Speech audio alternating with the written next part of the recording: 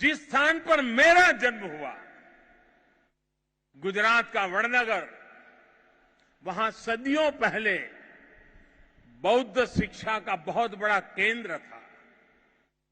आज भी वहां प्राचीन अवशेष निकल रहे हैं जिनके संरक्षण का काम जारी है। और हम तो जानते हैं हिंदुस्तान में कई नगर ऐसे हैं, कई शहर, कई स्थान ऐसे हैं जिसको लोग बड़े गर्व के साथ उस राज्य के काशी के रूप में जानते हैं।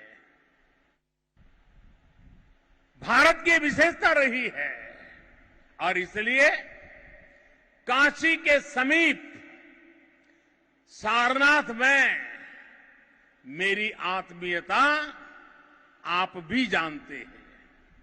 भारत में सारनाथ, बोधगया और कुशीनगर से लेकर नेपाल में लुम्बिनी तक ये पवित्र स्थान हमारी सांझी विरासत और सांझे मूल्यों का प्रतीक है। हमें इस विरासत को साथ मिलकर विकसित करना है और आगे समृद्ध भी करना है। अभी हम दोनों देशों के प्रधानमंत्रियों ने यहां India international centre for Buddhist culture and heritage का शिलान्यास भी किया है।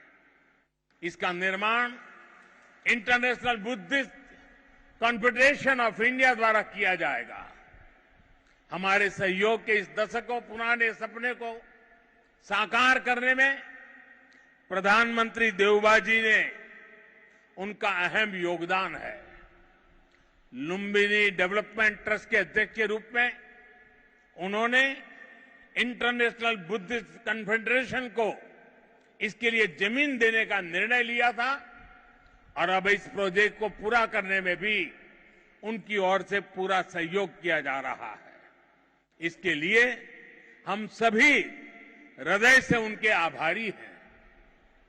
मुझे खुशी है कि नेपाल सरकार बुद्ध सर्किट और लुम्बिनी के विकास के सभी प्रयासों को सहयोग दे रही है, विकास की सभी संभावनाओं को भी साकार कर रही है। नेपाल में लुम्बिनी म्यूजियम का निर्माण भी दोनों देशों के साझा सहयोग का उदाहरण है और आज हमने लुम्बिनी बुद्धिस्ट यूनिवर्सिटी में doctor Baba Saheb Ambedkar chair for Buddhist studies स्थापित करने का भी निर्णय लिया। साथियों, भारत और नेपाल के अनेक तीर्थों ने सदियों से सभ्यता, संस्कृति और ज्ञान की विशाल परंपरा को गति दी है। आज भी इन तीर्थों में पूरी दुनिया से लाखों श्रद्धालु हर साल आते हैं। हमें भविष्य में अपने इन प्रयासों को और गति देनी होगी। हमारी सरकारों ने भैरवा और सोनौली में इंटीग्रेटेड चेकपोस्ट बनाने जैसे फैसले भी लिए हैं। इसका काम भी शुरू हो गया है। ये पोस्ट बनने के बाद बॉर्डर पर लोगों के आवागमन के लिए सुविधा बढ़ेगी। भारत आने वाले इंटरनेशनल टूरिस्ट ज्यादा आसानी से नेपाल आ सकेंगे।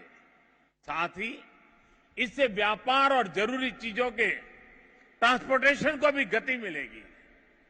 भारत और नेपाल दोनों ही देशों के बीच मिलकर के काम करने के लिए ऐसी अपार संभावनाएं हैं। हमारे इन प्रयासों का लाभ दोनों देशों के नागरिकों को मिलेगा। साथियों, भारत और नेपाल बीच को संबंध हिमालय जस्ते अटल छे। हिमालय जति के पुरानो छे। हमें अपने इन स्वाभाविक और नैसर्गिक रिश्तों को हिमालय जितनी ही नई ऊंचाई भी देनी है। खान पान, गीत संगीत, पर्व त्योहार और रीति रिवाजों से लेकर पारिवारिक संबंधों तक जिन रिश्तों को हमने हजारों सालों तक जिया है, अब उन्हें साइंस, टेक्नोलॉजी और इंफ्रास्ट्रक्चर जैसे नए क्षेत्रों से भी जोड़ना है। मुझे संतोष है कि इस दिशा में भारत नेपाल के साथ कंधे से कंधा मिलाकर काम कर रहा है। Lumbini Buddhist university, Kathmandu university और त्रिभुवन यूनिवर्सिटी में भारत का सहयोग और प्रयास इसके बड़े उदाहरण हैं। मैं इस क्षेत्र में अपने आपसी सहयोग के विस्तार के लिए और भी कई बड़ी संभावनाएं देखता हूं। हम इन संभावनाओं को और भारत नेपाल के सपनों को साथ मिलकर साकार करेंगे। हमारे सक्षम युवा सफलता के शिखर पर बढ़ते हुए पूरी दुनिया में बुद्ध की शिक्षाओं के संदेशवाहक बनेंगे। साथियों, भगवान बुद्ध का कथन है, सुप्प बुद्धम प्रभज्जन्ति सदा गौतम सावका एसम दिवाचरत्तोच भावनाए रतो मनो।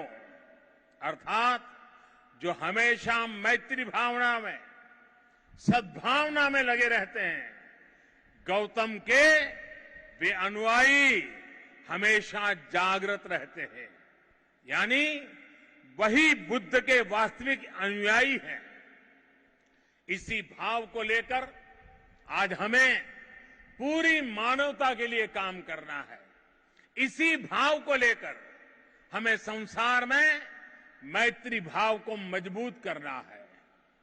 भारत र नेपाल बीच को मित्रता ले यस मानवीय संकल्प लाई पूरा कर यसई गरी मिलेर काम गरी हने कुरामा मलाई पूर्ण विश्वास है। इसी भावना के साथ आप सभी को एक बार फिर से वैशाख पूर्णिमा की अनेक अनेक शुभकामनाएं। नमो बुद्धाय, नमो बुद्धाय, नमो बुद्धाय।